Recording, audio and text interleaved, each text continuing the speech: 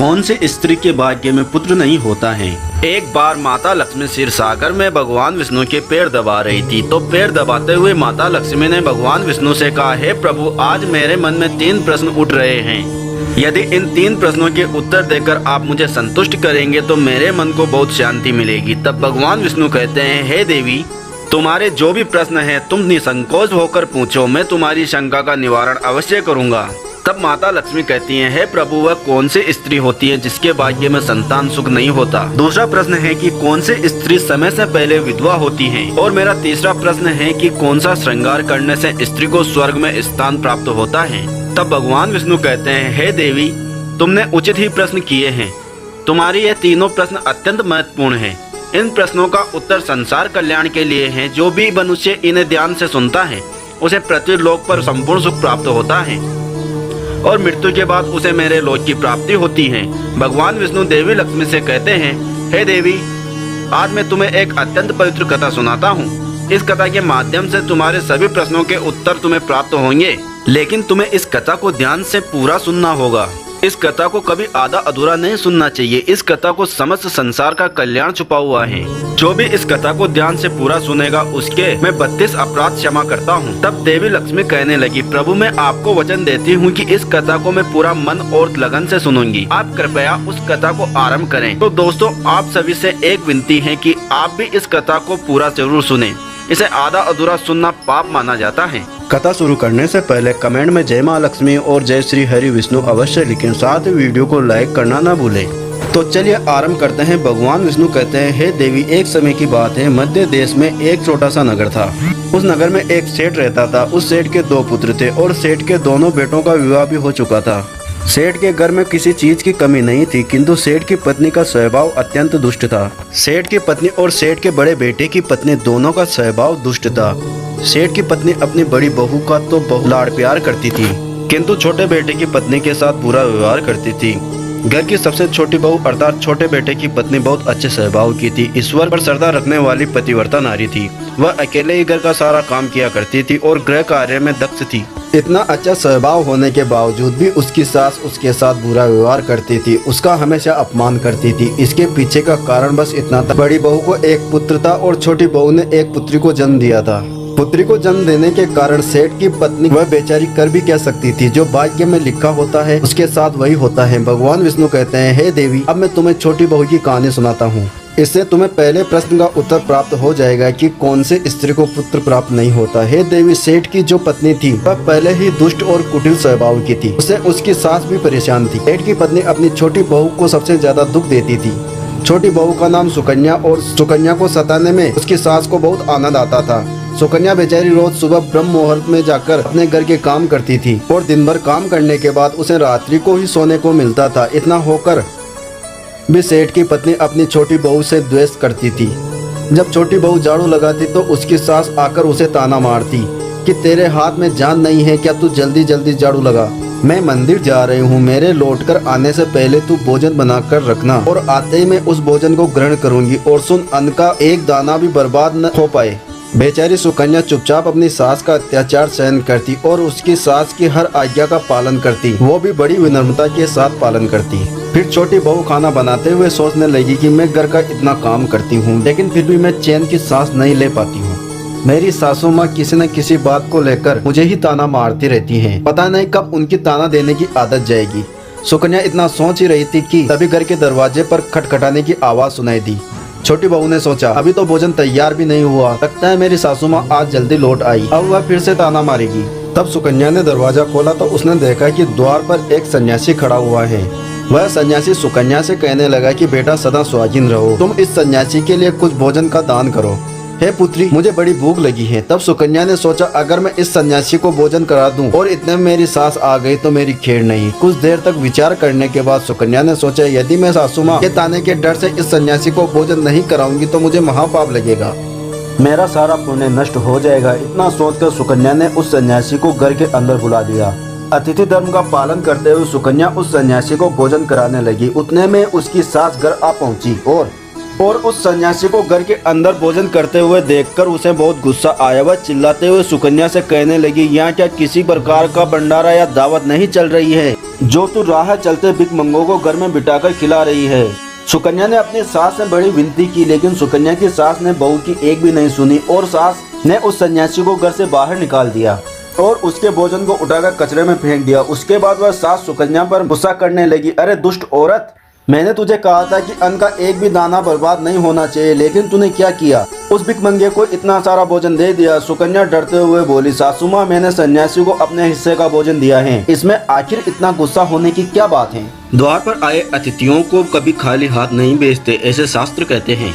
फिर सुकन्या की सास ने उसे बहुत डांटा। दोनों के बीच कई देर तक बहस हुई और सुकन्या को दुष्ट सास ने गुस्से में आकर सुकन्या को धक्के मारकर घर से बाहर निकाल दिया और घर का दरवाजा बंद कर दिया। सुकन्या देर तक घर के मुख्य द्वार के सामने खड़ी रही और बाहर से अपनी सास की आवाज देने लगी। सुकन्या की सास ने एक नहीं सुनी और उसे घर के अंदर आने नहीं दिया। फिर सुकन्या दुखी और उदास होकर अपने मायके के लिए निकल गई।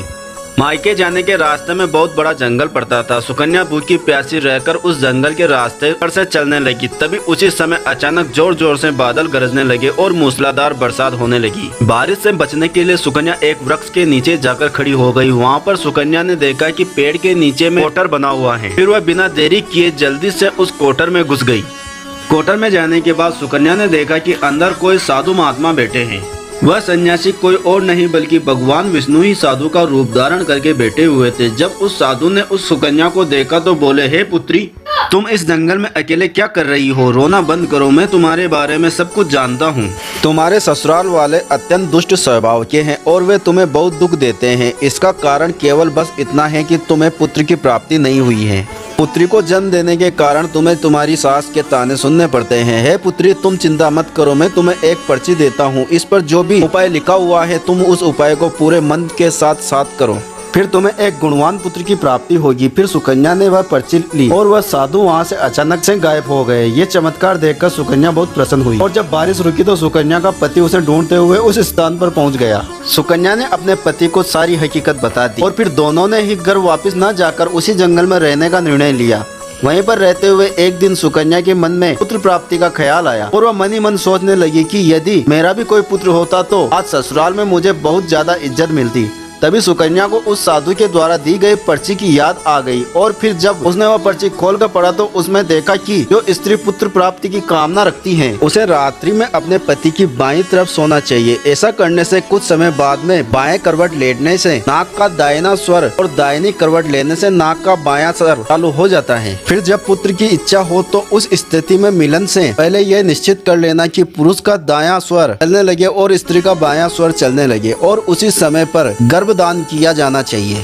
ऐसा करने से निश्चित ही पुत्र की प्राप्ति होती है। इसके विपरीत नाक के स्वर चलने से पुत्र की प्राप्ति होती है। उस पर्ची में आगे लिखा हुआ था कि मासिक धर्म शुरू होने के बाद पहले 4 दिनों में पुरुष के साथ मिलन करने से पुरुष को रगड़ता प्राप्त हो जाता है और 5वीं रात्रि में मिलन करने से पुत्र की प्राप्ति पुत्री है तथा 6ठी रात्रि में मिलन करने से पुत्र रत्न की प्राप्ति होती है। 7वीं रात्रि में मिलन करने से बंध्या पुत्री होती है। 8वीं रात्रि में मिलन करने से बलशाली पुत्र की प्राप्ति होती है। 9वीं रात्रि में मिलन करने से सुंदर कन्या की प्राप्ति होती है तथा 10वीं रात्रि में मिलन करने से विद्वान और अतिश्रेष्ठ पुत्र की प्राप्ति होती है। 11वीं रात्रि में मिलन करने से सुंदर आचरण वाली कन्या प्राप्त होती है। 12वीं रात्रि में मिलन करने से गुणवान पुत्र होता है। 13वीं रात्रि में मिलन करने से लक्ष्मी स्वरूपा पुत्री होती है। 14वीं रात्रि में मिलन करने से गुणवान, बुद्धिवान तथा पहलवान पुत्र होता है। फिर सुकन्या ने मासिक धर्म के बाद 14वीं रात्रि में अपने पति के साथ मिलन किया और उसके बाद गर्भधारण किया। फिर दूसरे दिन सुकन्या का पति जंगल में लकड़ी काटने के लिए चला गया और सुकन्या घर पर पड़ी रही। फिर अचानक से तेज तूफान आया और सुकन्या की झोंपड़ी उड़ गई। फिर सुकन्या दौड़ती हुई उसी पेड़ के कोटर में जाकर रुक गई जहाँ पर उसे वह साधु मिला था। सुकन्या वहाँ अपने पति की राह देख रही थी कि अचानक वहाँ से 2 राक्षसी आ गए। वह राक्षसी अत्यंत मायावी थी। फिर उन्होंने उस कोटर के साथ पेड़ को उड़ाकर एक ऐसे स्थान पर चली गई जहां बहुत सारा सोना था। जब सुकन्या ने यह दृश्य देखा तो वह चौंक गई। सुकन्या पेड़ के कोटर में छिपी रही। जब वह राक्षसी भोजन की तलाश में गई तो सुकन्या ने उस स्थान पर से बहुत सारा सोना उठा लिया और उसे कोटर में भर लिया। जब वह राक्षसी लौट आई तो फिर से पेड़ पर बैठकर वह उस पेड़ को उड़ाकर उसी जंगल में आ गई। राक्षसियों के जाने के बाद सुकन्या वह सारा सोना लेकर अपने पति के पास चली गई और उसे वह सारा सोना दे दिया। फिर पति और सुकन्या दोनों अपने ससुराल को लौट गए। वहां जाकर उसने अपनी सास को वह सोना दे दिया और सारी हकीकत बता दी, जिसे सुनकर उसकी सास को बहुत गुस्सा आया और बोलने लगी, अरे मूर्ख औरत, तू बस इतना ही सोना लेकर आई, इतने सोने से तो क्या होगा, मैं होती तो बहुत सारा सोना लेकर आती। फिर उसकी सास उस जंगल के कोटर में जाकर छिप गई और राक्षसियों की राह देखने लगी। तभी वह 2 राक्षसी वहां पर आए और फिर से उन्होंने उस कोटर को उड़ाकर एक बर्फीले पहाड़ पर ले गई। यह देख सास बहुत क्रोधित हो गई और बोलने लगी, ये कहाँ लेकर आई हैं? यहाँ तो बस बर्फ और मिट्टी है। तब उन राक्षसियों ने उसकी आवाज सुनी और देखा तो एक बूढ़ी औरत पेड़ के कोटर में छिप कर बैठी है। फिर उन्होंने उस सास को बाहर निकाला और उस बर्फीले पहाड़ पर फेंक दिया। जमीन पर गिरते उसकी मौत हो गई। इधर सुकन्या बड़े आनंद के साथ रह रही थी, लेकिन सुकन्या की सास कभी नहीं लौटी। तो सुकन्या ने जाकर उस कोटर में देखा तो वहाँ उसकी सास नहीं थी। उसे समझ में आ गया कि लालच के कारण उसकी सास की मृत्यु हो गई। भगवान विष्णु कहते हैं, हे लक्ष्मी, जिस स्त्री को पुत्र प्राप्ति की कामना है उसे मैंने सुकन्या को दी हुई पर्ची में बताए उपाय जरूर करने चाहिए। हमारा दूसरा प्रश्न था कि किस कारण से स्त्री जल्दी विधवा होती है। तो जो स्त्री अत्यधिक लालच करती है वह स्त्री जल्दी विधवा होती है, और जो स्त्री चरित्र का गहना पहनती है उसे मृत्यु के पश्चात स्वर्ग की प्राप्ति होती है। एक स्त्री को अपने चरित्र का त्याग कभी नहीं करना चाहिए।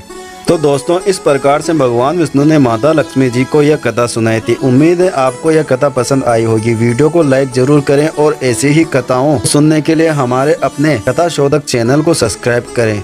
जय श्री हरि विष्णु। धन्यवाद।